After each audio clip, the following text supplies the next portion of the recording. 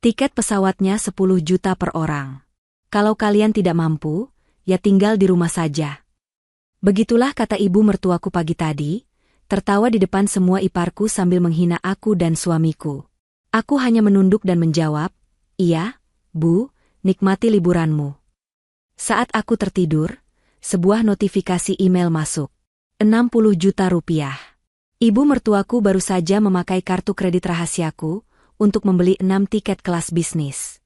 Tanpa sadar dia baru saja membayar tiket sekali jalan, menuju kehancurannya sendiri. Sebelum ceritanya dimulai, silahkan tulis di kolom komentar dari daerah mana saja teman-teman yang menonton cerita ini. Jangan lupa like dan subscribe agar channel ini bisa semakin berkembang dan bisa mempersembahkan cerita yang lebih menarik lagi. Suara denting sendok dan garpu di atas piring keramik murah pagi itu terdengar lebih keras dari biasanya. Udara di ruang makan rumah petak sederhana yang kami tempati terasa berat, seolah syarat akan kabut tebal yang siap menyesakkan dada. Aku, Indah, dengan hijab yang kukenakan rapi seperti biasa, bergerak tanpa suara di antara meja makan dan dapur kecil, menyajikan nasi goreng sisa semalam yang kuolah kembali dengan tambahan telur. Di seberang meja, suamiku Putra, menunduk dalam, menghindari kontak mata dengan siapapun. Dia tahu apa yang akan terjadi. Keluarganya lengkap hari ini. Ibu Lastri, ibu mertuaku, duduk di kepala meja seolah dia adalah ratu yang sedang singgah di gubuk pengemis. Di sebelahnya, Doni, kakak tertua Putra, dan istrinya Vina, mengipas-ngipas leher mereka dengan kipas tangan, seolah udara pagi di rumah kami yang tanpa pendingin ruangan ini begitu menyiksa. Di sisi lain, Siska, adik perempuan Putra, sibuk membolak-balik majalah mode impor, sesekali mendecakkan lidah. Dan di ujung, Ivan, si bungsu, bersama istrinya Rini, lebih fokus pada ponsel mereka, saling menunjukkan sesuatu dan tertawa cekikikan. Ini adalah ritual mingguan. Mereka datang bukan untuk bersilaturahmi, tapi untuk menginspeksi. Untuk mengukur sejauh mana kegagalan putra kedua mereka, suamiku, dan untuk memastikan bahwa aku, menantu yang mereka anggap pembawa sial, masih berada di tempat kami seharusnya, di bawah telapak kaki mereka. Jadi, Siska, sudah kau putuskan mau beli mantel merek apa nanti di Seoul? Vina memulai, suaranya sengaja dikeraskan, memecah keheningan yang rapuh. Matanya melirik sekilas ke arahku yang sedang menuang air putih ke gelas Putra. Siska menutup majalahnya dengan dramatis. Tentu saja yang seri terbaru, Mbak, yang dipakai artis di drama itu. Aduh, aku tidak sabar. Bayangkan kita berjalan di Gangnam, musim dingin, pakai baju baru. Benar. Rini menimpali, meletakkan ponselnya. Dan belanja di Myeongdong. Kosmetik di sana pasti jauh lebih murah dan asli. Kita harus borong. Putra terbatuk kecil. Aku tahu batuk itu. Itu adalah usahanya untuk mengalihkan pembicaraan, sebuah usaha sia-sia yang selalu dia lakukan. Makan, Bu, Mas, Mbak, kataku lembut, meletakkan piring terakhir. Ibu Lastri menatap nasi goreng di depannya dengan tatapan jijik yang tidak ditutup-tutupi. Dia mengambil sendok, mengaduknya sedikit, lalu meletakkannya kembali. Ibu sudah putuskan, katanya. Suaranya datar, namun penuh otoritas. Semua percakapan terhenti. Minggu depan, kita semua, keluarga inti, akan liburan ke Korea. Jantungku tidak berdebar. Aku sudah menduganya. Rencana ini sudah mereka bicarakan berbisik-bisik selama sebulan terakhir. Wah, akhirnya ibu putuskan juga.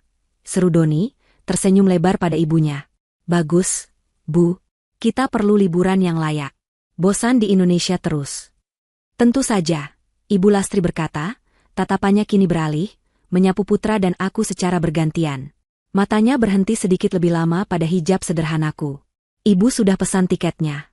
Kita semua.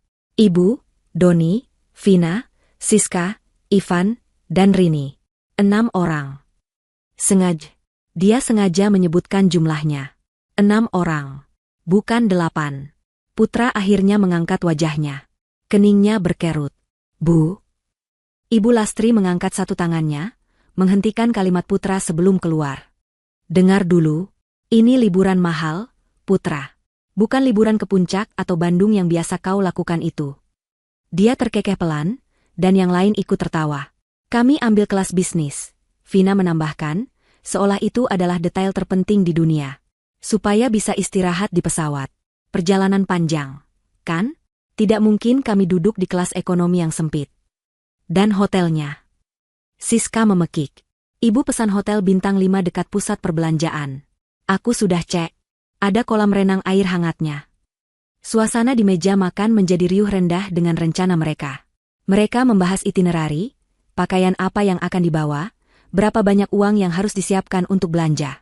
Putra dan aku duduk diam, seperti dua patung yang tidak terlihat di pesta mereka sendiri. Aku terus makan dalam diam, sementara Putra hanya mengaduk-aduk nasi goreng di piringnya, kehilangan nafsu makan. Setelah beberapa menit yang terasa seperti selamanya, Ibu Lastri berdeham. Dia menatap lurus ke arah Putra, lalu ke arahku. Senyum sinis tersungging di bibirnya yang dipoles lipstik merah menyala. Ini dia. Momen yang dia tunggu-tunggu. Puncak dari sandiwara ini. Putra, Indah, panggilnya, suaranya dibuat-buat terdengar penuh simpati palsu. Ibu tahu kalian pasti ingin ikut. Siapa yang tidak mau ke Korea, kan? Aku menghentikan kunyahanku, menelan pelan. Aku menatap matanya. Tapi, lanjutnya, kita harus realistis. Hidup itu harus tahu diri. Aku merasakan tangan Putra di bawah meja mengepal di atas pahanya. Aku meraih tangannya, menggenggamnya erat. Dia menoleh padaku, matanya menyiratkan luka dan amarah yang tertahan.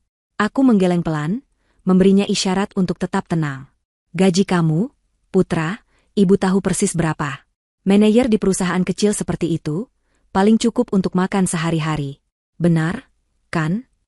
Dia menoleh ke Doni yang merupakan wakil direktur di perusahaan besar. Doni hanya tersenyum miring. Lalu, tatapannya beralih padaku. Dan Indah, katanya, pasti sibuk mengurus rumah. Lagi pula, liburan seperti ini butuh biaya besar. Bukan hanya tiket, tapi pakaian musim dingin, belanja oleh-oleh. Kalian tidak akan sanggup. Ruangan itu hening. Bahkan Ivan dan Rini kini meletakkan ponsel mereka, menikmati pertunjukan. Ibu Lastri mencondongkan tubuhnya ke depan, seolah ingin memberikan pukulan terakhir. Tiket pesawatnya saja 10 juta per orang, kelas bisnis, katanya, mengucapkan setiap kata dengan penekanan yang jelas. Itu baru tiket. Kalau kalian tidak mampu, ya tinggal di rumah saja. Dia tertawa. Tawa renyah yang diikuti oleh Vina, Siska, dan Rini. Doni dan Ivan hanya tersenyum angkuh. Benar, Bu, seru Siska. Jaga rumah saja. Nanti kami bawakan oleh-oleh gantungan kunci. Tawa mereka semakin keras, memenuhi ruang makan sempit kami, memantul di dinding-dinding kusam. Putra nyaris berdiri dari kursinya, wajahnya memerah padam. Genggamanku di tangannya menguat. Mas, jangan, bisikku nyaris tak terdengar. Aku menarik napas panjang.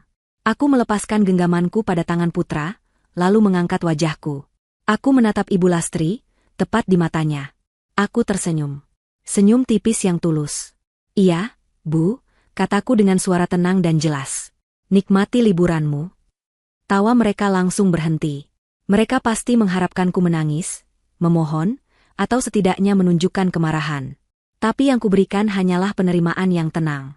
Ibu Lastri tampak sedikit bingung dengan reaksiku, namun dia dengan cepat menguasai dirinya. Dia mengira senyumku adalah tanda kekalahan.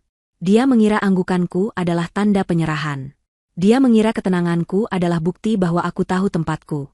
Ibu Lastri tersenyum puas, senyum kemenangan. Baguslah kalau kamu mengerti, katanya, lalu kembali menyendok nasi gorengnya, yang kini sudah dingin. Dia tidak tahu. Mereka semua tidak tahu. Rumah peta ini, mobil tua di garasi, pekerjaan Putra sebagai manajer di perusahaan kecil itu. Semua ini adalah panggung sandiwara. Perusahaan kecil tempat Putra bekerja adalah salah satu dari puluhan anak perusahaan di bawah holding company milikku, warisan dari almarhum ayahku. Kehidupan sederhana ini adalah pilihanku. Sebuah eksperimen yang kusarankan pada Putra saat kami menikah 3 tahun lalu. Aku ingin tahu keluargamu tulus menyayangimu, Mas, bukan karena apa yang kita punya, kataku saat itu. Putra, yang terlalu mencintai keluarganya, setuju dengan berat hati. Selama 3 tahun, aku menjadi Indah, si menantu sederhana yang penurut. 3 tahun aku menahan hinaan, tatapan meremehkan, dan sikap sombong mereka. 3 tahun aku mengamati. Dan pagi ini, aku mendapatkan jawabanku. Eksperimenku selesai. Ibu Lastri mengira dia telah memenangkan pertempuran. Dia tidak tahu, aku baru saja memutuskan untuk mengakhiri perang ini. Senyumku bukanlah tanda menyerah. Itu adalah janji. Malam itu, hening terasa berbeda. Biasanya, Hening di rumah kami adalah hening yang damai. Tapi malam ini, hening terasa seperti selimut tebal yang berat, menyimpan sisa-sisa ketegangan dari sarapan pagi tadi. Putra sudah tertidur lelap di sampingku. Napasnya teratur. Namun sesekali dia mengernyit dalam tidurnya, seolah mengulang kembali penghinaan yang dia terima berjam-jam sebelumnya. Dia tidur cepat, setelah menolak makan malam, hanya untuk lari dari rasa malu dan amarah yang tidak bisa dia lampiaskan. Aku sendiri tidak bisa tidur. Pikiranku berputar, bukan karena sakit hati, tapi karena perhitungan. Aku memikirkan 3 tahun terakhir. 3 tahun kesabaran yang kujalani. Aku memikirkan almarhum ayahku, yang mengajariku bahwa kekayaan sejati bukanlah untuk dipamerkan, melainkan untuk digunakan sebagai perisai dan senjata di saat yang tepat. Dan saat itu telah tiba. Tepat pukul 1 dini hari, saat sunyi mencapai puncaknya, ponselku yang tergeletak di meja nakas bergetar. Bukan getaran notifikasi pesan biasa yang singkat. Ini adalah getaran panjang dan berat, getaran khusus yang kuatur hanya untuk satu hal, peringatan ban prioritas. Aku melirik Putra. Dia tidak bergerak. Dengan hati-hati, aku menyibakkan selimut, turun dari ranjang kayu sederhana kami tanpa menimbulkan suara. Kakiku melangkah di lantai keramik yang dingin menuju meja rias kecil di sudut kamar. Aku mengambil ponselku. Layarnya menyala, menampilkan notifikasi email dari bank tempat aset utamaku tersimpan. Subjeknya, notifikasi persetujuan transaksi prioritas. Jantungku berdebar sedikit lebih cepat, bukan karena takut, tapi karena antisipasi. Aku membuka email itu. Mataku langsung tertuju pada deretan angka. 6 transaksi terpisah. Penerima, maskapai penerbangan internasional XXX. Detail, tiket kelas bisnis, Jakarta, CGK, ke Seoul, ICN. Jumlah per transaksi, 10 juta rupiah. Total transaksi, 60 juta rupiah. Status, disetujui. Aku menarik napas perlahan. Jadi, mereka benar-benar melakukannya. Ibu Lastri tidak sedang membual tentang tiket 10 juta itu. Dan dia tidak membayarnya dengan uangnya sendiri. Dia membayarnya dengan uangku. Tapi bagaimana? Aku menggulir email itu ke bawah, mencari detail pembayaran. Sumber dana, kartu kredit utama, Platinum Black. Namaku tertera jelas di sana. Indah, bukan nama suamiku. Ini aneh. Aku tidak pernah memberikan detail kartu utamaku kepada siapapun, bahkan Putra. Putra memiliki kartu tambahan atas namanya, yang kuberikan untuk keadaan darurat medis, dengan batas yang sengaja kuatur sangat rendah, hanya 5 juta rupiah. Tidak mungkin dia bisa membeli 6 tiket kelas bisnis dengan kartu itu. Lalu bagaimana Ibu Lastri mendapatkan detail kartu utamaku? Kartu hitam berbahan titanium itu selalu tersimpan aman di dalam dompet khusus di bagian tersembunyi tasku. Aku jarang sekali mengeluarkannya. Aku menutup mataku, memutar kembali ingatanku. Kapan terakhir kali aku ceroboh? Kapan? Lalu aku teringat. 3 minggu yang lalu. Saat aku berkunjung ke rumah Ibu Lastri untuk mengantarkan rendang. Tas tanganku tidak sengaja terjatuh di ruang tamunya. Ibu Lastri dengan sigap, membantu, mengambilnya, membereskannya kembali, dan mengembalikannya padaku dengan senyum manis. Hati-hati, Indah. Barang-barangmu berharga, katanya saat itu. Aku ingat merasa aneh, tapi aku mengabaikannya. Sekarang aku mengerti. Saat itulah dia melakukannya. Dalam beberapa detik dia memegang dompetku yang terbuka, dia pasti sempat melihat kartu hitam itu, dan dengan cepat memotret nomor, tanggal kedaluarsa, dan 3 digit kode keamanan di belakangnya. Dia telah merencanakan ini. Dia bukan hanya serakah. Dia adalah seorang pencuri. Rasa dingin menjalar di punggungku. Ini bukan lagi penghinaan keluarga. Ini adalah tindak kriminal. Tanganku gemetar, tapi bukan karena amarah. Ini adalah ketenangan yang menakutkan, kejernihan pikiran yang datang tepat sebelum badai. Apa yang harus kulakukan?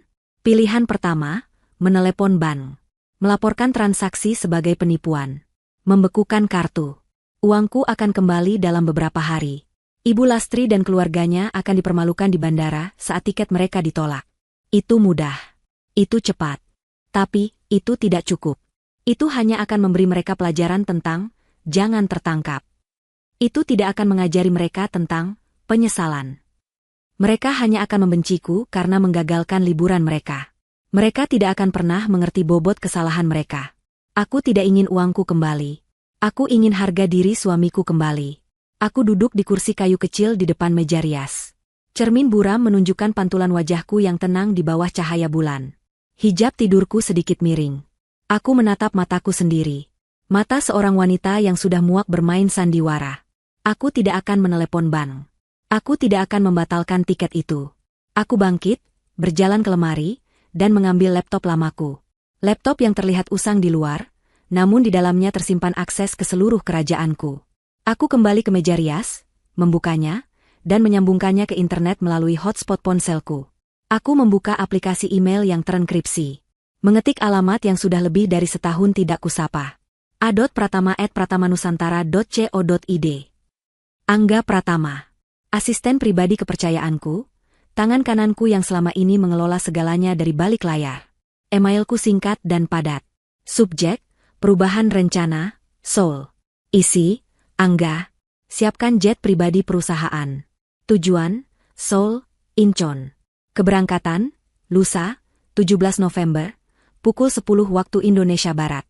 Hanya 2 penumpang. Aku dan Putra. Siapkan penjemputan VVIP di Incheon. Reservasi Chairman Suite di Sheila Hotel Seoul atas namaku. Mulai lusa, durasi 2 minggu. Hubungi tim hukum kita di Seoul.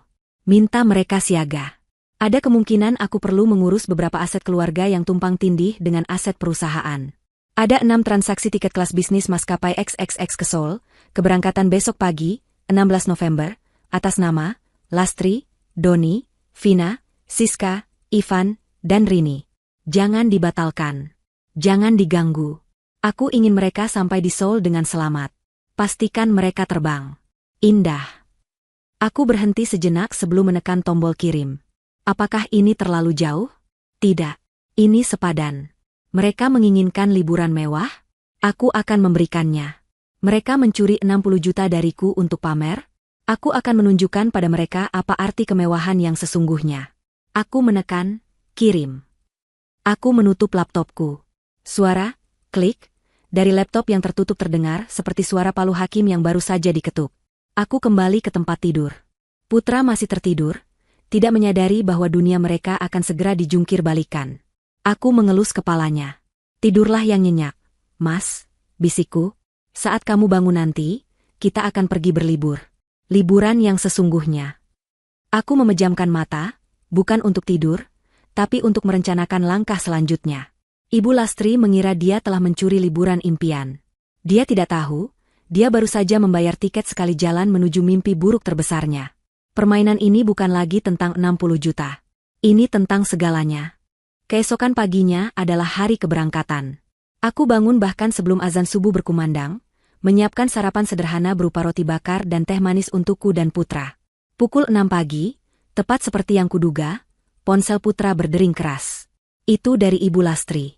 Putra, yang baru saja keluar dari kamar mandi, menatap layar ponselnya dengan enggan. Angkat saja, Mas, kataku pelan, sambil mengoleskan selai di atas roti. Putra menggeser tombol hijau. Halo, Bu. Iya, kami sudah bangun. Apa? Taksi online?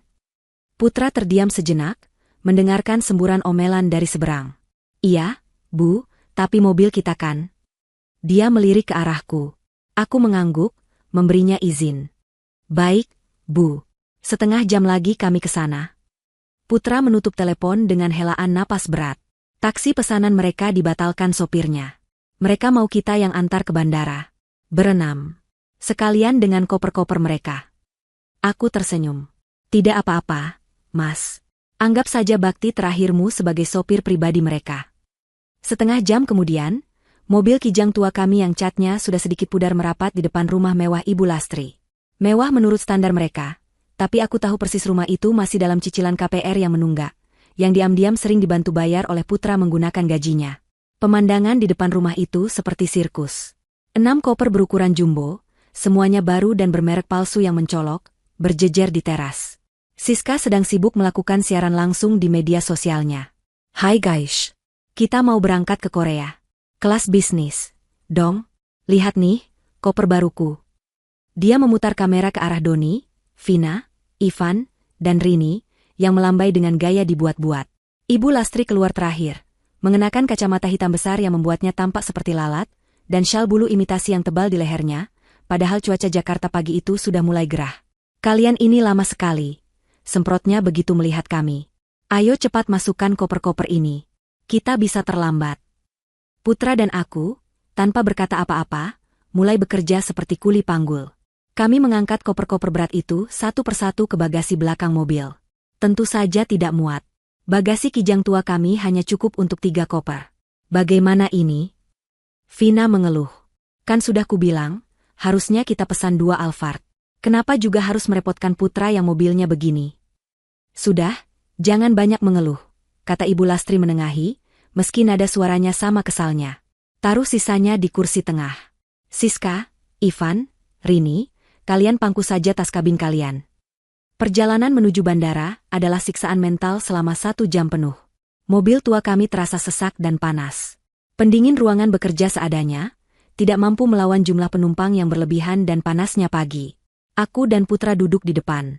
Di belakang kami, mereka berenam berdesakan. Sepanjang jalan, mereka tidak berhenti bicara.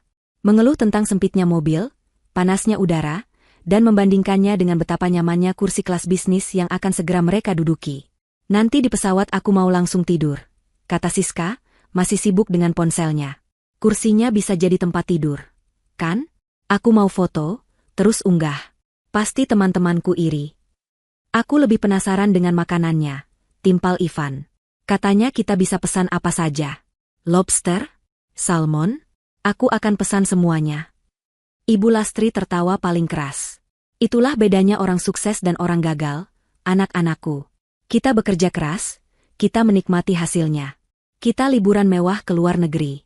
Tidak seperti sebagian orang, dia melirik tajam ke spion tengah, tepat ke mata Putra, yang seumur hidupnya hanya bisa mengantar orang ke bandara. Putra mencengkeram kemudi begitu erat, hingga buku-buku jarinya memutih. Aku meletakkan tanganku di atas pahanya, mengelusnya pelan. Dia menoleh padaku, amarahnya sedikit mereda melihat ketenanganku. Akhirnya, kami tiba di Terminal 3 Bandara Soekarno-Hatta. Kami berhenti di lobi keberangkatan yang ramai. Putra dan aku kembali menjadi kuli, menurunkan tumpukan koper mereka ke troli. Sudah. Kalian pulang saja, usir Ibu Lastri, sambil merapikan syal bulunya. Dia menatap kami berdua, dari atas ke bawah. Aku dengan hijab katun sederhanaku, Putra dengan kemeja flanel yang sedikit lusuh. Hati-hati di jalan, Bu, kataku tulus, sambil tersenyum. Ibu Lastri mendengus. Tentu saja. Kami akan bersenang-senang, tidak seperti kalian. Siska menimpali dari belakang. Jaga rumah baik-baik ya, Mbak Indah. Jangan iri lihat foto-foto kami nanti. Mereka tertawa bersamaan, lalu mendorong troli mereka yang penuh muatan itu, berjalan angkuh memasuki pintu terminal, mengabaikan tatapan orang-orang yang melihat rombongan berisik itu. Putra menatap punggung mereka dengan nanar. Indah, apa kita benar membiarkan ini? Aku tidak menjawab. Aku hanya masuk kembali ke kursi penumpang. Jalan, Mas. Putar mobilnya. Putra menghela napas, menuruti. Dia mengemudikan mobil tua itu menjauhi lobi keberangkatan utama. Tapi aku tidak menyuruhnya pergi ke arah pintu keluar tol. Belok kiri di persimpangan depan, Mas. Ke arah terminal VIP, kataku tenang. Putra menoleh, bingung. Terminal VIP? Untuk apa? Kita juga mau ke Korea, kataku. Putra menghentikan mobilnya sejenak. Apa maksudmu, Indah? Kamu bercanda? Tadi malam? Aku tidak bercanda, Mas. Tiket mereka memang 60 juta. Tapi liburan kita tidak ternilai. Aku menunjuk ke depan. Jalan saja. Ada yang menunggu kita. Dengan ragu, Putra mengarahkan mobil ke jalan kecil yang sepi menuju terminal pribadi. Benar saja, di sana, di depan sebuah gedung kecil yang mewah dan dijaga ketat, sebuah Mercedes Maybach hitam mengilap telah terparkir. Di sampingnya, berdiri seorang pria tegap berjas mahal yang kukenal baik. Angga Pratama. Kami berhenti di belakang mobil mewah itu. Angga segera menghampiri, membukakan pintu untukku. Selamat pagi, Nyonya Indah, katanya hormat, seolah aku baru saja turun dari limusin, bukan dari kijang tua. Tuan Putra. Semua sudah siap sesuai instruksi Nyonya. Putra keluar dari mobil dengan linglung. Dia menatap Angga, lalu Maybach, lalu gedung terminal privat di depannya. Angga, kataku sambil merapikan hijabku, urus mobil tua ini. Pastikan disimpan baik-baik. Itu kenang-kenangan berharga. Baik, Nyonya. Dan barang-barang kami. Angga menunjuk ke Maybach. Sudah di dalam bagasi, Nyonya. Jet pribadi Anda siap berangkat dalam 30 menit. Putra menatapku, matanya terbuka lebar, penuh ketidakpercayaan. Indah, apa ini semua? Aku tersenyum, menggandeng tangannya. Tangan yang tadi gemetar karena amarah, kini gemetar karena bingung. Ini adalah kehidupan kita yang sebenarnya, Mas. Maaf membuatmu menunggu selama 3 tahun. Ayo, kita harus mengejar penerbangan kita. Di dalam Terminal 3 yang riuh, Ibu Lastri dan rombongannya berjalan dengan langkah penuh kemenangan. Mereka sengaja memilih jalur check-in prioritas untuk kelas bisnis, meskipun antrean di kelas ekonomi pagi itu sebenarnya cukup lengang. Bagi mereka, ini bukan soal efisiensi.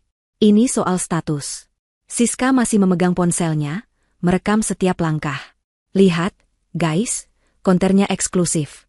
Beda banget sama yang ekonomi, celotehnya. Ibu Lastri mendorong trolinya ke depan, menyerobot antrean kecil di depannya tanpa merasa bersalah. Permisi, katanya ketus pada seorang pria bule yang sedang dilayani.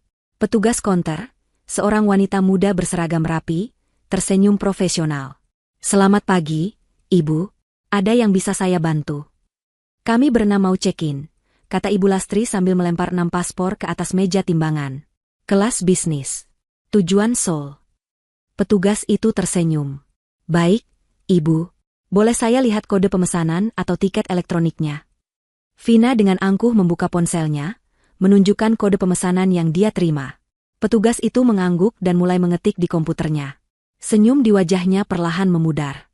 Keningnya berkerut. Dia mengetik lagi, lalu mengklik sesuatu, lalu membaca layar dengan saksama. Ada masalah apa? Tanya Doni, merasa ada yang tidak beres. Petugas itu mengangkat wajahnya, senyum profesionalnya kembali, namun kini terlihat sedikit kaku. Mohon maaf, Ibu, Bapak. Sepertinya ada sedikit kendala dengan pemesanan Anda. Wajah Ibu Lastri langsung mengeras. Kendala apa? Saya sudah bayar lunas. 60 juta. Kamu jangan main-main ya. Tenang, Ibu, kata petugas itu. Saya periksa kembali. Nama pemesan Ibu Lastri dan 5 penumpang lainnya. Penerbangan XXX pukul 9 pagi ini ke Incheon. Ya, itu benar. Cepat cetak boarding pas kami. Kami mau ke lounge. Seru Siska tidak sabar. Petugas itu menelan ludah. Status tiket di sistem saya menunjukkan dibatalkan.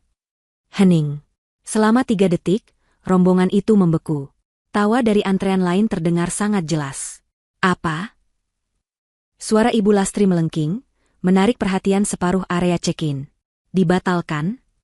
Siapa yang berani membatalkan tiket saya? Kamu pasti salah lihat. Ibu, mohon tenangkan diri Anda, kata petugas itu, suaranya sedikit gemetar. Di sini tertulis jelas, pemesanan ini dibatalkan oleh pihak bank penerbit kartu kredit. Tidak mungkin. Vina menyela, panik. Ini pasti kesalahan sistem. Coba lagi. Coba cek lagi. Saya sudah cek 3 kali, Ibu. Statusnya final. Dibatalkan, tegas petugas itu. Saya tidak mau tahu. Saya bayar pakai kartu kredit. Uangnya pasti sudah masuk. Panggil manajer kamu. Sekarang. Ibu Lastri menggebrak meja konter. Beberapa petugas keamanan bandara mulai mendekat karena melihat keributan. Pria bule yang tadi diserobot Ibu Lastri menggelengkan kepala dan pindah ke konter lain. Tak lama, seorang pria yang lebih senior, mengenakan jas, datang dengan langkah cepat. Ada apa ini? Saya supervisor area ini. Kamu, tunjuk Ibu Lastri. Anak buahmu bilang tiket saya dibatalkan. Saya bayar 60 juta untuk 6 tiket kelas bisnis.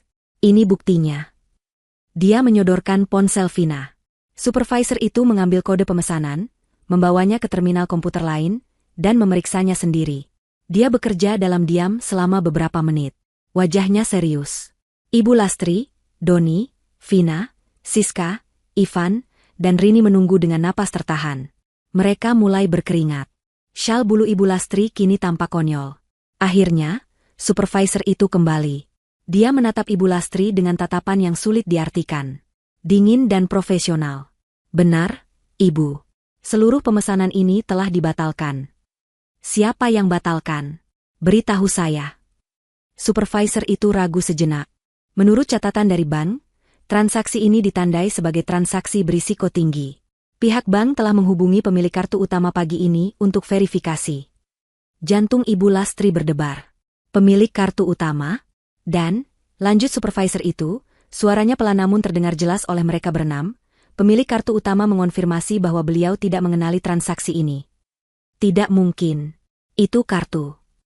Vina nyaris keceplosan, tapi Doni menyikutnya. Lalu apa statusnya sekarang? Tanya Doni, mencoba terdengar tenang. Supervisor itu menatap lurus ke mata Ibu Lastri. Statusnya adalah dugaan pencurian identitas dan penipuan transaksi. Pembayaran telah dibekukan oleh bank. Tiket Anda tidak valid. Mohon maaf, Ibu, Bapak, Anda tidak bisa terbang hari ini. Kata-kata supervisor itu jatuh seperti palu baja di tengah keramaian. Dugaan pencurian. Suara Ibu Lastri yang tadi melengking tinggi kini tercekat di tenggorokannya. Dia menatap supervisor itu, lalu ke petugas konter, lalu kedua petugas keamanan bandara yang kini berdiri lebih dekat, mengapit mereka. Pencurian? Ulang Doni, suaranya bergetar. Dia, sang wakil direktur, tahu apa arti istilah itu dalam konteks bisnis. Itu tidak mungkin. Pasti ada kesalahan verifikasi. Kami ini keluarga.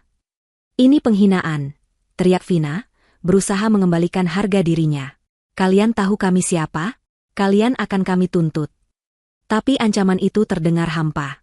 Justru Siska yang reaksinya paling jujur. Ponsel yang tadi digenggamnya erat untuk siaran langsung kini jatuh dari tangannya, tergeletak di lantai dengan layar retak. Wajahnya pucat pasi. Tidak mungkin. Liburanku. Dia mulai terisak, bukan tangisan sedih, tapi tangisan panik seorang anak yang mainannya dirampas. Ivan dan Rini saling berpandangan, ketakutan. Mimpi mereka tentang lobster dan kosmetik Myeongdong menguap, berganti dengan skenario horor diinterogasi polisi. Ibu Lastri gemetar hebat. Bukan lagi karena marah, tapi karena ketakutan murni. Dia tahu apa yang telah dia lakukan. Dia tahu dia telah mengambil foto nomor kartu Indah 3 minggu lalu. Dia mengira Indah si bodoh itu tidak akan pernah tahu, atau tidak akan bisa berbuat apa-apa. Dia salah besar. Saya tidak tahu apa-apa. Ibu Lastri tergagap, mulai memainkan peran sebagai korban. Pasti ada yang menjebak saya. Pasti.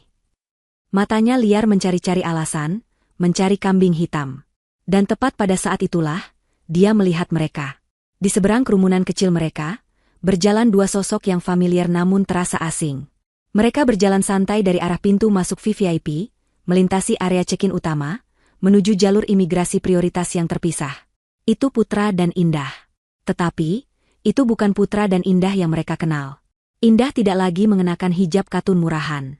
Dia mengenakan hijab sutra berwarna krem lembut, yang membingkai wajahnya dengan sempurna. Tubuhnya dibalut trench coat panjang berwarna camel dari merek yang sering dilihat Siska di majalah mode, yang harganya saja mungkin lebih mahal dari gabungan gaji dia dan suaminya selama setahun. Sebuah tas tangan kulit berwarna senada tersampir anggun di lengannya. Dia berjalan tegak, auranya tenang dan berwibawa. Di sampingnya, Putra tidak lagi memakai flanel lusuh. Dia mengenakan kemeja putih bersih dengan blazer perjalanan berwarna biru tua yang dijahit dengan sempurna. Rambutnya disisir rapi. Dia berjalan tegap, dagunya terangkat, matanya menatap lurus ke depan, tidak lagi menunduk menghindari dunia. Mereka berdua tampak seperti pasangan kaya raya yang baru saja turun dari sampul majalah Forbes. Itu Mas Putra, kan? Bisik Rini, menyikut Ivan. Siska berhenti menangis. Matanya membelalak. Dan, Mbak Indah? Ibu Lastri menoleh. Seluruh darah di wajahnya seolah surut melihat pemandangan itu. Otaknya yang panik mencoba memproses. Kenapa Indah dan Putra ada di sini? Kenapa mereka berpakaian seperti itu? Mereka mau kemana? Putra, teriak Ibu Lastri, suaranya parau. Putra dan Indah berhenti. Mereka menoleh, seolah baru menyadari keributan yang disebabkan keluarga mereka. Mereka berbalik dan berjalan pelan menghampiri meja konter yang kini sudah menjadi pusat perhatian. Loh, kalian mau kemana? Tanya Doni bingung, menatap pakaian adiknya dari atas ke bawah. Oh, kata Indah tenang, suaranya terdengar jelas di tengah kebisingan. Kami juga mau ke Korea. Ada urusan bisnis mendadak. Ke Korea? Vina tertawa histeris. Kalian? Mau ke Korea? Pakai apa? Pakai uang siapa? Jangan bermimpi. Ibu, Putra angkat bicara. Suaranya dingin, tidak seperti Putra yang mereka kenal. Ada masalah apa ini? Kenapa kalian berteriak-teriak? Pertanyaan itu menyulut sumbu di kepala Ibu Lastri. Rasa takutnya berganti menjadi amarah yang membabi buta. Dia melihat Indah, melihat pakaiannya, melihat ketenangannya. Dia langsung menemukan kambing hitamnya. Kamu. Ibu Lastri melompat maju, jarinya menunjuk lurus ke wajah Indah. Petugas keamanan nyaris menahannya, tapi dia berhenti tepat di depan Indah. Ini pasti ulahmu, kan? Indah hanya menatapnya, tidak bergeming. Kamu yang membatalkan tiket kami. Kamu iri. Kamu tidak suka kami bersenang-senang. Kamu menantu tidak tahu diuntung. Kamu menghasut putra. Ibu Lastri berteriak kalap. Kamu telepon bank. Kamu bilang itu penipuan, padahal kamu tahu kami mau liburan. Dasar licik. Kamu miskin dan kamu ingin semua orang juga miskin seperti kamu. Semua orang di sekitar terdiam, menonton drama keluarga itu. Supervisor maskapai dan petugas keamanan saling berpandangan, bingung dengan tuduhan itu. Indah membiarkan Ibu Lastri menyelesaikan semburan makiannya. Setelah Ibu Lastri terengah-engah, kehabisan kata-kata, Indah tersenyum. Senyum yang sama tipisnya dengan yang dia berikan di meja makan kemarin pagi. Membatalkan tiket? Tanya Indah pelan. Iya. Mengaku saja kamu. Indah menggelengkan kepalanya perlahan. Ibu Lastri, saya ini hanya menantu sederhana. Ibu sendiri yang bilang begitu. Dia menatap mata mertuanya. Tiket pesawatnya 10 juta per orang. Bukankah ibu bilang saya tidak mampu? Ibu Lastri terdiam. Indah melanjutkan, suaranya tetap lembut namun menusuk. Kenapa saya harus repot-repot membatalkan tiket senilai 60 juta? Indah sengaja memberi jeda, membiarkan bobot kalimat berikutnya mendarat dengan sempurna, yang ibu curi dari saya.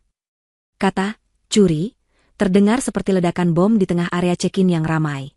Mulut Ibu Lastri terbuka, lalu menutup lagi, seperti ikan kehabisan air. Apa? Apa maksudmu? Curi? Supervisor maskapai langsung maju selangkah. Matanya yang tadi bingung kini menajam. Nyonya, apakah Nyonya ini pemilik kartu kredit yang digunakan? Sebelum Indah sempat menjawab, Ibu Lastri sudah panik. Bohong. Dia bohong. Dia tidak punya apa-apa. Dia hanya mengarang. Dia menantu gila. Dia. Ibu Lastri, kata Indah, suaranya kini kehilangan semua kelembutannya, berganti menjadi baja dingin.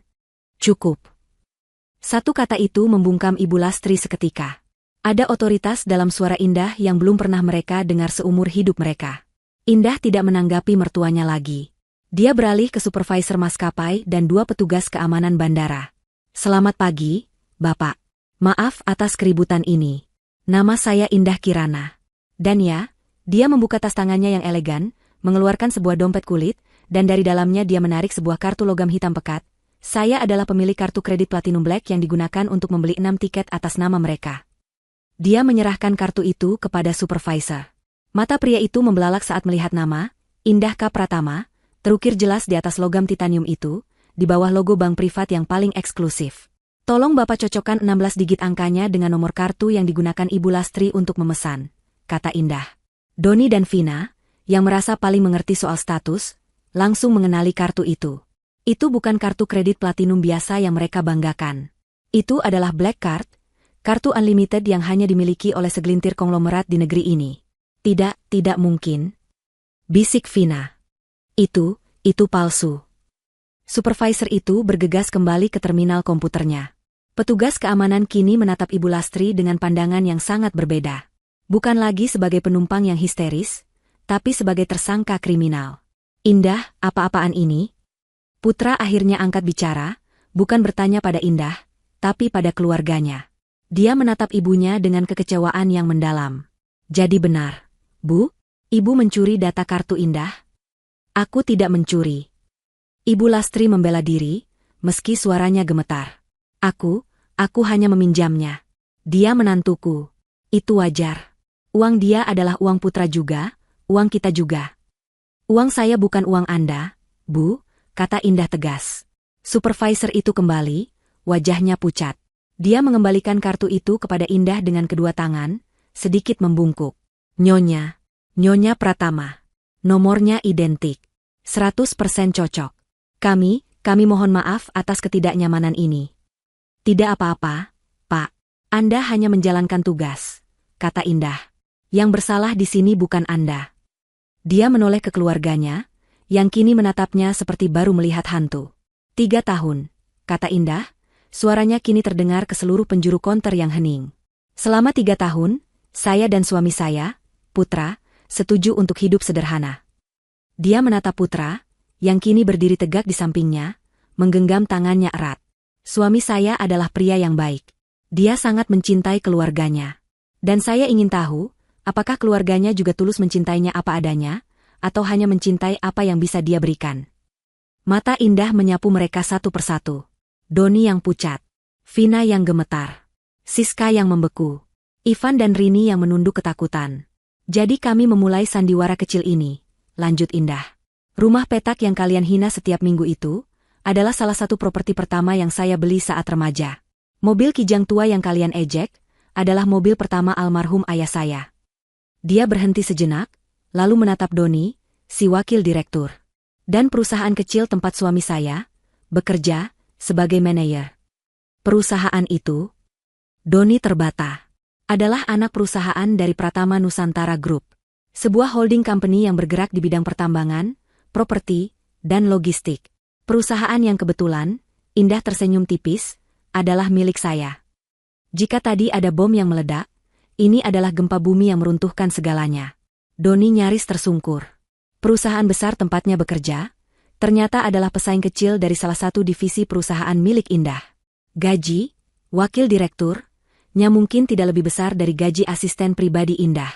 Selama 3 tahun, kata Indah lagi, suaranya bergetar menahan emosi, yang kami dapatkan sebagai balasannya adalah hinaan. Cacian. Kalian meremehkan suami saya, putra ibu sendiri. Kalian menertawakan saya.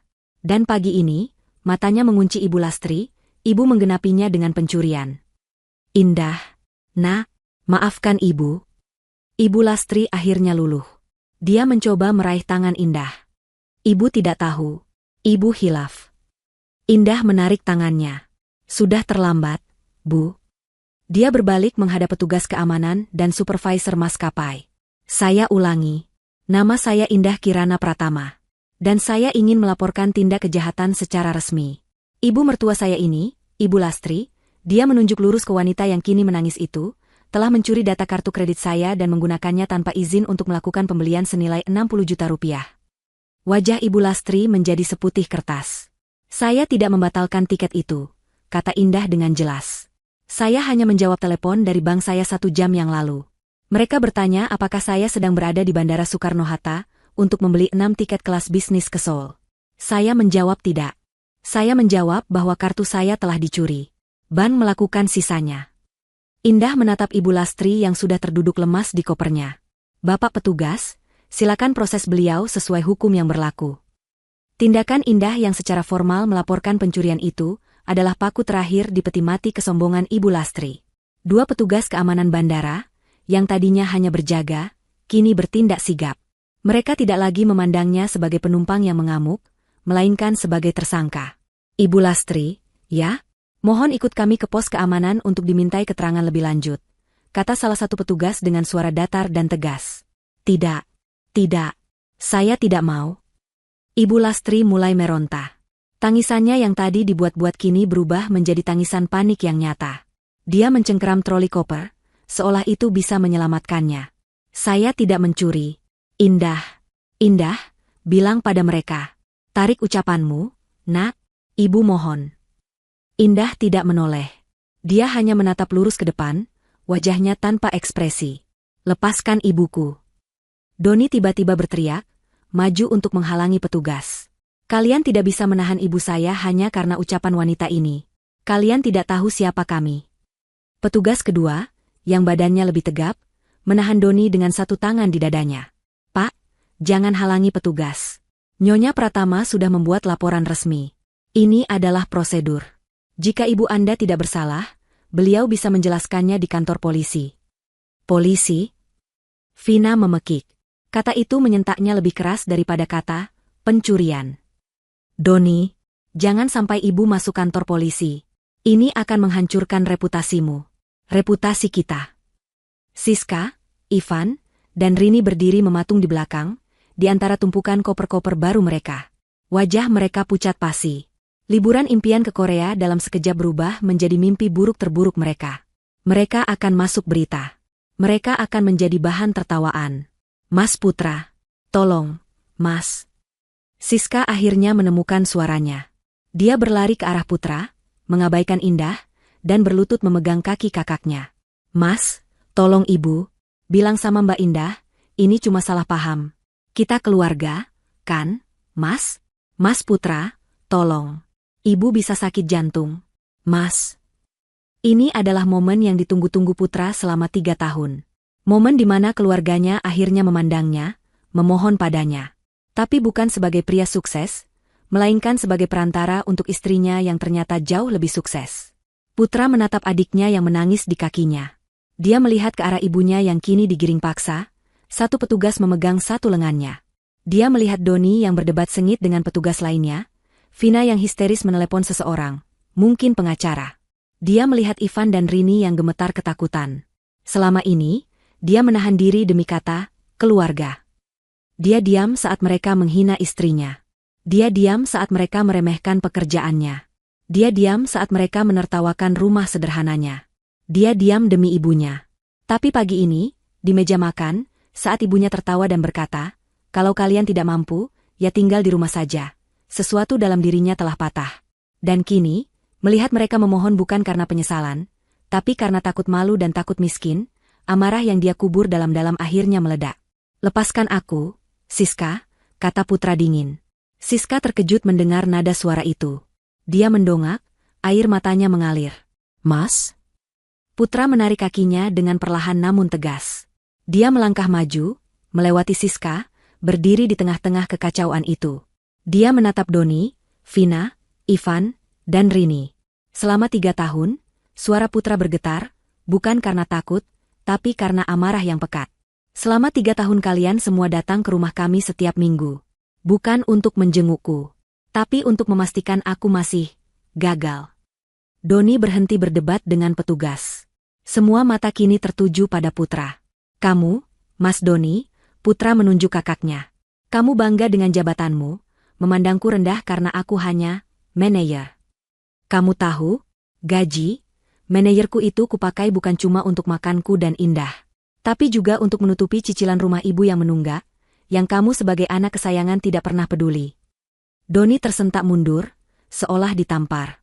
Kamu, Vina, Putra beralih. Kamu selalu membandingkan hijab istriku dengan tas-tas bermerekmu. Kamu selalu menyindir masakannya. Kamu tahu, istriku itu, Indah, dia bisa membeli seluruh pabrik tas yang kamu banggakan itu tanpa mengedipkan mata. Tapi dia memilih untuk memasak nasi goreng sisa semalam untuk kita, hanya untuk menghargaimu sebagai tamu. Vina memalingkan wajah, malu. Dan kalian, matanya menyapu Siska, Ivan, dan Rini. Kalian menertawakan mobil tua kami. Kalian sibuk dengan ponsel kalian, memamerkan gaya hidup palsu kalian. Kalian tidak pernah sekalipun bertanya, Mas, kamu sehat? Mbak Indah, apa kabar? Yang kalian pedulikan hanya materi. Napas Putra terengah-engah. Dia berjalan mendekati Ibu Lastri, yang kini sudah diam, ditahan oleh petugas. Dan ibu. Suaranya pecah. Aku menghormatimu. Aku menahan istriku untuk tidak melawanmu. Aku membiarkannya dihina di rumahnya sendiri. Aku pikir ibu hanya kecewa padaku. Tapi hari ini aku sadar. Putra menatap lurus ke mata ibunya yang ketakutan. Ibu tidak kecewa. Ibu serakah. Ibu tega meremehkan putramu sendiri di depan semua orang. Dan puncaknya, ibu mencuri. Ibu mencuri dari wanita yang selama ini paling sabar menghadapi ibu. Putra, maafkan ibu. Ibu. Cukup, teriak Putra. Selama ini kalian menghina istriku. Kalian menikmati fasilitas dari dia sambil menusuknya dari belakang. Dia menarik napas panjang, menenangkan dirinya. Dia lalu berjalan kembali ke sisi Indah, menggenggam tangan istrinya dengan erat. Mulai hari ini, kata Putra dengan suara lantang dan jelas, anggap kita tidak lagi keluarga. Itu adalah vonis terakhir. Lebih menyakitkan daripada laporan polisi. Siska menjerit. Doni tertegun. Ibu Lastri akhirnya terkulai lemas. Seluruh kekuatannya hilang. Petugas keamanan segera membawanya pergi dari keramaian itu, menuju pos keamanan bandara. Mas Putra, jangan pergi, teriak Vina putus asa. Kamu tidak bisa meninggalkan kami. Tapi Putra tidak menoleh. Indah juga tidak. Nyonya Pratama, Tuan Putra, seorang pria berjas rapi yang tidak mereka lihat sebelumnya, Angga, muncul di samping mereka. Jalur VVIP sudah siap. Mohon ikuti saya. Indah mengangguk. Terima kasih, Angga. Di bawah tatapan puluhan orang yang berkerumun, diiringi tangisan histeris Siska dan makian putus asa Doni, Indah dan Putra berjalan pergi. Mereka tidak berjalan ke antrean imigrasi umum.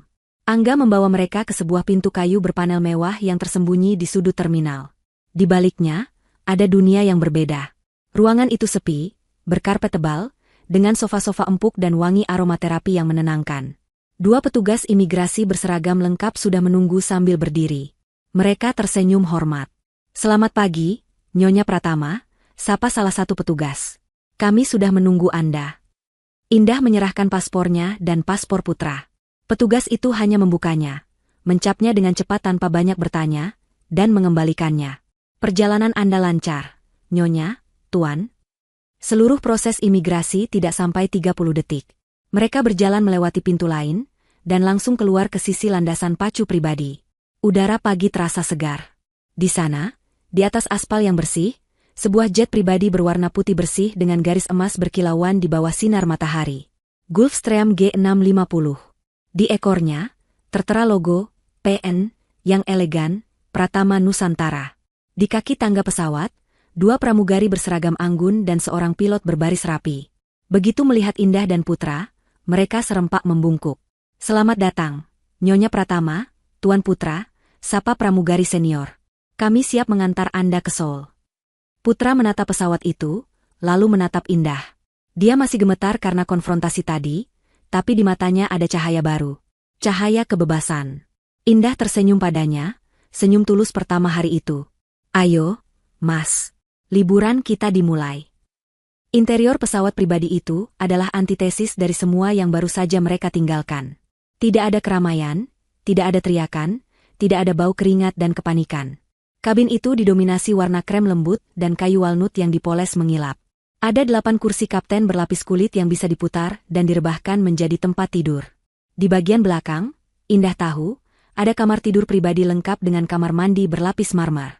Silakan duduk, Nyonya, Tuan, kata pramugari itu. Kita akan lepas landas segera setelah Anda merasa nyaman. Putra duduk di salah satu kursi di dekat jendela. Dia tenggelam dalam kelembutan kulitnya. Indah duduk di seberangnya. Saat pintu hidrolik ditutup dengan desisan pelan, suara dunia luar terputus sama sekali. Hanya ada keheningan yang mewah. Pramugari datang lagi, menawarkan minuman selamat datang di atas nampan perak. Jus jeruk segar untuk Indah, dan sparkling water dengan irisan lemon untuk Putra. Masih memikirkannya? Tanya Indah lembut, saat pesawat mulai bergerak pelan menuju landasan pacu. Putra menatap minumannya, melihat gelembung-gelembung kecil naik ke permukaan. Aku baru saja memutuskan hubungan dengan ibuku. Dengan keluargaku. Kamu melakukan apa yang harus kamu lakukan, Mas. Aku merasa bersalah, akunya pelan, melihat wajah ibu tadi. Aku tahu, kata Indah, mengulurkan tangan dan menggenggam tangannya. Tapi ingat ini, rasa bersalahmu adalah bukti bahwa kamu orang baik. Tapi rasa bersalah itulah yang mereka eksploitasi selama ini. Putra mengangkat wajahnya, menatap mata istrinya. Mata yang selama 3 tahun ini selalu menatapnya dengan sabar. Mereka tidak akan pernah berhenti, Mas, lanjut Indah. Hari ini mereka mencuri 60 juta. Bulan depan, saat mereka tahu kita punya lebih, mereka akan meminta 600 juta. Mereka akan meminta jabatan untuk Doni, modal usaha untuk Ivan, rumah baru untuk Siska. Mereka akan mengisap kita sampai kering. Mereka tidak hanya menghinaku, mereka menghancurkanmu. Mereka membuatmu merasa kecil, tidak berharga, dan gagal. Supaya apa? Supaya kamu lebih mudah dikendalikan. Pesawat berakselerasi di landasan pacu. Putra merasakan daya dorong yang kuat namun, halus menekan punggungnya ke kursi. Beberapa detik kemudian, mereka mengudara, menembus awan tipis Jakarta dan melesat menuju langit biru cerah. Aku tidak melakukan ini semua untuk membalas dendam, Mas, kata Indah, menatap keluar jendela sejenak sebelum kembali menatap suaminya. Aku melakukannya untuk kita. Untuk masa depan kita. Untuk memberimu kesempatan menjadi dirimu sendiri, tanpa bayang-bayang keserakahan mereka.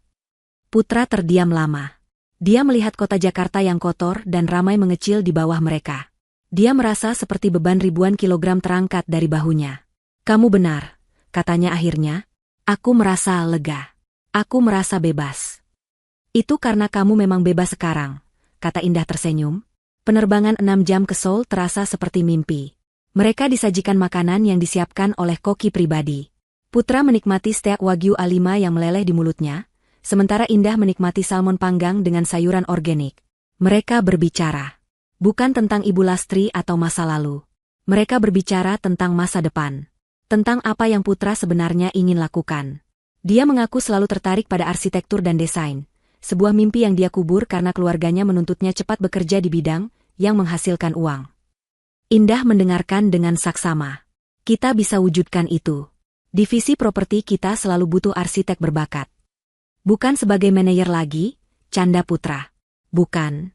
Sebagai direktur utama di perusahaan desainmu sendiri. Modal dari aku, kata Indah serius. Putra tertawa, tawa lepas pertama yang Indah dengar dalam 3 tahun. Di tengah penerbangan, saat mereka sedang menikmati hidangan penutup berupa lava cake coklat, pramugari menghampiri mereka dengan tablet satelit. Nyonya, ada email mendesak dari Tuan Angga dan tim hukum. Wajah Indah kembali serius. Mode CEO-nya aktif. Dia mengambil tablet itu. Putra ikut membaca dari samping. Email dari Angga berisi laporan singkat. Subjek, tindak lanjut bandara. Ibu L telah resmi ditahan di Polres Bandara untuk interogasi 24 jam ke depan atas tuduhan pencurian dan penipuan sesuai pasal 362 dan 378 KUHP. 5 lainnya, D, V, S, I, R, sedang dimintai keterangan sebagai saksi. Media sudah mulai mencium keributan, tapi sudah ditangani tim PR. Perjalanan Anda aman. Email kedua adalah dari tim legal bank. Subjek, laporan penipuan 60 juta. Transaksi telah dibekukan. Dana aman. Mohon instruksi lebih lanjut mengenai pembekuan aset terkait.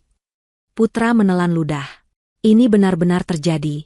Indah tidak ragu sedetik pun. Dia membuka email balasan, ditujukan kepada Angga, tim legal, dan tim keuangannya. Subjek, instruksi pembekuan aset, segera. Terima kasih atas laporannya. Lanjutkan proses hukum terhadap Ibu L. Saya tidak akan menarik tuntutan. Selanjutnya, lakukan hal-hal berikut.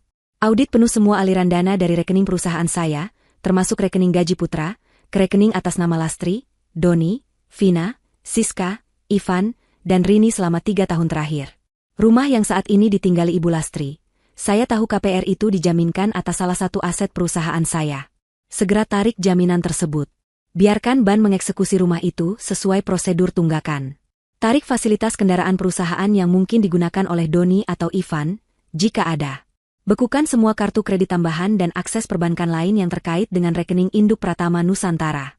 Saya ingin mereka merasakan apa artinya, tidak mampu, yang sesungguhnya. Biarkan mereka mencari pengacara sendiri. Biarkan mereka mencari tempat tinggal sendiri. Mulai hari ini, Indah menekan tombol, kirim. Suara, swos. Pelan dari tablet itu terdengar seperti vonis mati bagi kekayaan keluarga Lastri. Dia meletakkan tablet itu di meja. Dia menoleh ke suaminya, yang menatapnya dengan campuran rasa ngeri dan kekaguman atas ketegasannya. Indah tersenyum lembut, aura CEO-nya menghilang, kembali menjadi istrinya. Sekarang, katanya, meraih cangkir teh kamomilnya. Liburan kita yang sebenarnya baru saja dimulai. Pramugari datang kembali. Tuan, Nyonya, sekitar 1 jam lagi kita akan mendarat di Incheon. Apakah ada yang Anda butuhkan sebelum itu? Putra menatap Indah, lalu tersenyum. Senyum tulus penuh kebebasan. Tidak, terima kasih. Semuanya sempurna. Kenyataan menghantam Doni, Vina, Siska, Ivan, dan Rini lebih keras daripada tamparan. Saat Ibu Lastri digiring menjauh oleh petugas, mereka berlima ditinggalkan begitu saja di tengah-tengah terminal bandara, menjadi tontonan yang memalukan.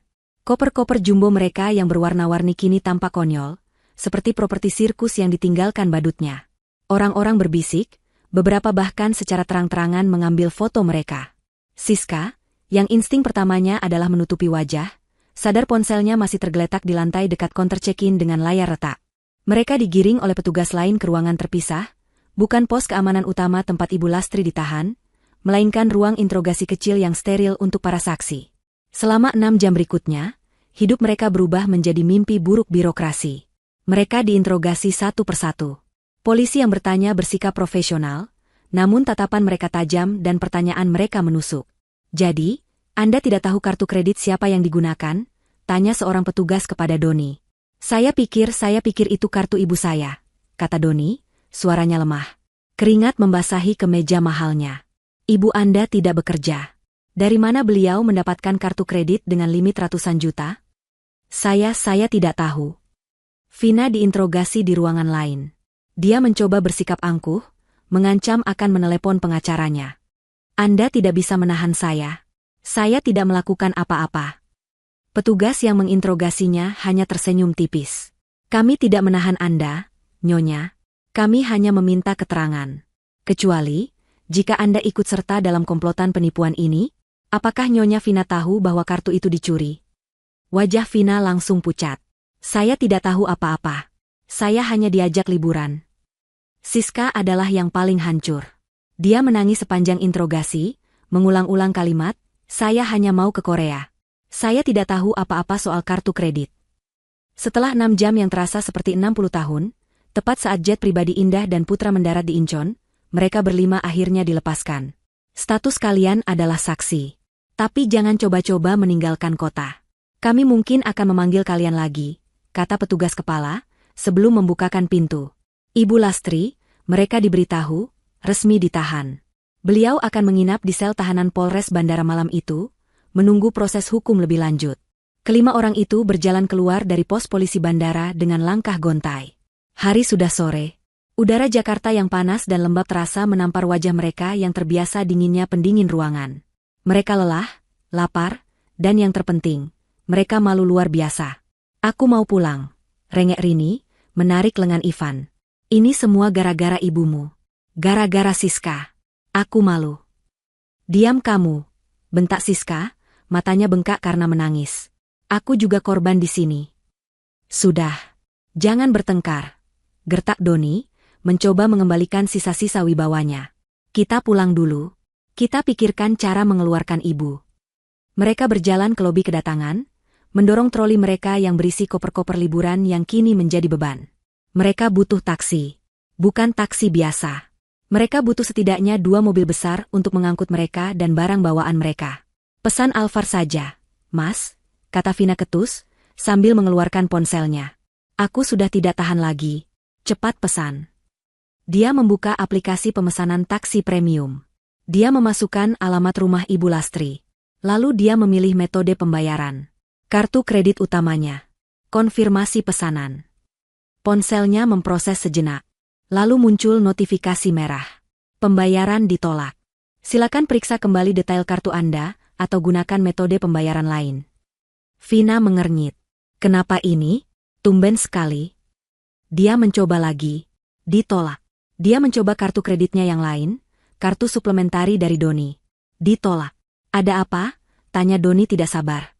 "Kartuku tidak bisa, Mas." "Coba pakai kartumu," seru Vina, panik. Doni mengeluarkan dompetnya dengan angkuh. Dia adalah wakil direktur. Tentu saja kartunya beres. Dia membuka aplikasi yang sama. Pembayaran ditolak. "Ini aneh," gumam Doni. Dia mencoba kartu debitnya. Saldo tidak mencukupi. "Apa?" pekik Doni, tidak percaya. "Saldo tidak cukup? Tidak mungkin. Gajiku baru masuk kemarin." Kepanikan mulai menjalar. Ivan mencoba. Ditolak. Siska mencoba kartu debitnya. Saldo tidak mencukupi. Rini mencoba. Ditolak. Mereka semua saling berpandangan. Ketakutan yang baru, yang lebih dalam daripada takut pada polisi, mulai merayapi mereka. Ketakutan finansial. Ini pasti ulah Indah," desis Vina. Dia memblokir kita." "Tidak mungkin," bantah Doni, meski suaranya tidak yakin. "Dia hanya bisa memblokir kartu yang dia laporkan. Dia tidak bisa menyentuh rekening kita. Gaji kita, itu dari perusahaan tempatku bekerja. Bukan dari dia." "Apa kamu yakin, Mas?" tanya Ivan pelan. "Perusahaan tempat Mas Doni bekerja, dan perusahaan tempat Mas Putra bekerja. Tadi Indah bilang." Doni terdiam. Dia ingat. Indah adalah pemilik holding company. Perusahaan besar tempatnya bekerja, yang selalu dia banggakan, bisa jadi hanyalah anak perusahaan lain yang juga dimiliki Indah. Gaji, fasilitas, mobil dinas semua itu berasal dari Indah. Email yang dikirim Indah dari atas jet pribadi itu kini telah dieksekusi. Perintah, bekukan semua aset, itu bukan hanya gertakan. Itu adalah perintah eksekusi finansial. Coba cek dompet kalian. Uang tunai. Kita punya berapa uang tunai? Teriak Doni, kini benar-benar panik. Mereka berlima membongkar dompet dan tas mereka di pinggir jalan, seperti pengemis. Vina hanya punya 50.000 rupiah. Aku tidak pernah bawa uang tunai, isaknya. Siska punya 100.000. Ivan dan Rini punya gabungan 150.000. Doni, dengan dompet kulit mahalnya, hanya punya 2 lembar ratusan ribu. Total, mereka hanya punya 500.000 rupiah. 5 orang dewasa, dengan 6 koper raksasa, terdampar di bandara, dengan uang tunai yang bahkan tidak cukup untuk membayar tol dan makan malam. Kita naik bis Damri saja, usul Ivan pelan. Naik bis, pekik Siska. Dengan koper-koper ini, aku tidak mau. Kamu mau jalan kaki? Bentak Doni. Kita tidak punya pilihan. Setelah perdebatan sengit yang memalukan, mereka terpaksa menyeret koper-koper mereka ke shelter bis umum. Mereka harus menunggu 20 menit di tengah panas, sebelum akhirnya sebuah bis kota datang. Mereka harus bersusah payah mengangkat koper-koper itu ke bagasi bawah bis, dibantu kernet yang menatap mereka dengan aneh. Perjalanan pulang 1 jam itu adalah perjalanan terpanjang dalam hidup mereka. Mereka duduk berdesakan di kursi belakang yang bau asap rokok, di antara penumpang lain yang menatap mereka dengan curiga. Tidak ada lagi tawa. Tidak ada lagi rencana liburan. Hanya ada keheningan yang menyesakkan. Pukul 9 malam, mereka akhirnya tiba di halte dekat kompleks perumahan Ibu Lastri. Mereka harus berjalan kaki hampir 1 kilometer, menyeret koper-koper berat itu di atas aspal yang tidak rata. Roda koper baru Siska patah 1. Dia menangis dalam diam. Akhirnya, mereka sampai di depan gerbang tinggi rumah Ibu Lastri. Rumah yang selalu mereka banggakan. Doni merogoh kunci dari sakunya. Tapi saat dia hendak memasukkan kunci ke gembok, dia berhenti. Gerbang itu terkunci dari dalam dengan gembok yang berbeda. Dan di gerbang itu, terbentang sebuah spanduk besar berwarna kuning cerah, yang dipasang sore tadi oleh petugas bank. Tulisannya jelas, tercetak tebal dengan huruf kapital. Aset ini atas nama Ibu Lastri telah disita oleh pihak bank, karena kegagalan pembayaran KPR, dan penarikan jaminan oleh pemilik aset induk. Dilarang masuk tanpa izin. Vina membaca tulisan itu. Lalu dia membacanya lagi. Dia tidak berteriak. Dia tidak menangis. Dia hanya ambruk. Dia pingsan di atas trotoar yang kotor. Doni menatap spanduk itu, lalu menatap Vina yang tergeletak, lalu menatap koper-kopernya. Dia tidak bergerak. Dia hanya berdiri mematung. Siska dan Rini menjerit. Ivan terduduk lemas di atas kopernya. Malam itu, mereka, keluarga inti yang sombong itu, resmi menjadi gelandangan. Terdampar di depan rumah mereka sendiri yang telah disita, dengan 6 koper baru yang penuh dengan pakaian musim dingin yang tidak akan pernah mereka pakai. 3 bulan kemudian. Pemandangan dari jendela penthouse di lantai 68 sebuah gedung pencakar langit di pusat Jakarta itu sungguh menakjubkan. Seluruh kota terhampar di bawahnya, gemerlap lampu malam terlihat seperti taburan berlian di atas kain beludru hitam. Di dalam ruangan yang luas itu, desain interiornya minimalis namun sangat mewah. Dinding marmer Italia, perabotan desainer yang dipesan khusus, dan sebuah lukisan abstrak karya maestro terkenal tergantung di dinding utama. Indah, dengan hijab pashmina berbahan cashmere lembut, berdiri di depan jendela itu, memegang cangkir teh hangat. Dia baru saja menyelesaikan rapat dewan direksi via panggilan video. Dia kini adalah CEO resmi dari Pratama Nusantara Group, tidak lagi bersembunyi di balik layar. Pintu geser tak bersuara terbuka. Putra masuk, tersenyum. Dia tidak lagi mengenakan kemeja lusuh. Dia mengenakan kaos polo dan celana linen yang rapi. Di tangannya, bukan laptop kantor, melainkan sebuah gulungan kertas besar berisi cetak biru. Bagaimana rapatnya? Tanya Putra, melingkarkan lengannya di pinggang Indah dari belakang dan mengecup pelipisnya. Melelahkan. Tapi kita berhasil mendapatkan kontrak pembangunan di ibu kota baru, kata Indah, menyandarkan kepalanya di bahu suaminya. Bagaimana proyekmu? Wajah Putra berbinar. Disetujui. Klien suka sekali dengan desainku. Mereka bilang konsep, rumah tumbuh, yang kutawarkan sangat inovatif. Kita mulai konstruksi bulan depan. Putra telah mendirikan firma arsitekturnya sendiri, Cipta Ruang. Indah memberinya modal awal, tapi Putra menjalankan semuanya sendiri. Dia akhirnya mengejar mimpinya. Dia tidak lagi hidup di bawah bayang-bayang kegagalan yang diproyeksikan keluarganya, tidak juga di bawah bayang-bayang kekayaan istrinya. Dia menemukan jalannya sendiri. Aku bangga sekali padamu, Mas, bisik Indah. Mereka berdiri di sana dalam diam, menikmati keheningan dan pemandangan. Kedamaian yang mereka rasakan adalah kedamaian yang diperjuangkan. Oh, lihat, kata Putra tiba-tiba, menunjuk ke televisi layar datar raksasa di dinding yang sedang menyiarkan berita malam. Di layar, muncul wajah Indah. Dia terlihat anggun dengan setelan kerja dan hijabnya, sedang menggunting pita di depan sebuah gedung baru yang indah. Filantropis muda sekaligus CEO Pratama Nusantara Group, Indah Kirana Pratama, hari ini meresmikan Panti Asuhan Harapan Ibu, kata penyiar berita itu. Proyek senilai 10 miliar rupiah ini didedikasikan untuk anak-anak yatim piatu, sebagai bentuk penghormatan. Indah tersenyum kecil. Aku tidak suka bagian filantropis mudanya. Terdengar berlebihan. Itu kenyataan, sayang, kata Putra. Kamu menggunakan apa yang kamu punya untuk kebaikan. Itu yang membedakanmu. Dia mematikan televisi itu. Bagaimana kalau kita makan malam di luar? Boleh, kata Indah. Tapi aku yang traktir. Tidak bisa, balas Putra sambil tertawa. Klien pertamaku baru saja mentransfer uang muka. Malam ini, biar arsitek baru ini yang traktir istrinya yang CEO. Mereka tertawa bersama, tawa bahagia yang tulus, di dalam rumah baru mereka yang penuh cinta dan rasa hormat. Di saat yang bersamaan, di sudut lain Jakarta yang padat, panas, dan becek. Di sebuah gang sempit yang hanya bisa dilewati satu motor, berdirilah sebuah rumah kontrakan petak. Dindingnya terbuat dari triplek, catnya mengelupas, dan atap sengnya bocor di beberapa tempat.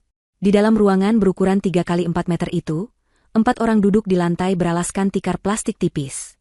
Ibu Lastri, Doni, Vina, dan Siska. Wajah mereka kuyu. Ibu Lastri terlihat 10 tahun lebih tua. Rambutnya yang biasa disasak tinggi kini lepek dan beruban, diikat seadanya. Doni, mantan wakil direktur, kurus kering. Dia kini bekerja sebagai kuli panggul di pasar induk, berangkat sebelum subuh dan pulang dengan bau keringat yang menyengat. Vina, yang dulu selalu wangi, kini mengenakan das terkusam. Dia bekerja mencuci piring di sebuah warteg. Dan Siska, sang mantan selebgram, bekerja di warteg yang sama dengan Vina, sebagai pelayan. Tangannya yang dulu mulus kini kasar dan melepuh, karena mengangkat piring kotor dan menyiram lantai. Sedangkan Ivan dan Rini menceraikan Ivan seminggu setelah kejadian di bandara, tidak tahan hidup miskin. Ivan, yang tidak punya keahlian apa-apa, kini menjadi sopir angkot, tinggal berpindah-pindah di mes sopir. Malam itu, mereka berempat sedang berkumpul di depan hidangan makan malam mereka. 3 bungkus mie instan yang mereka masak dalam satu panci butut, untuk dibagi 4. Airnya kebanyakan, keluh Vina, mengaduk mie yang encer itu.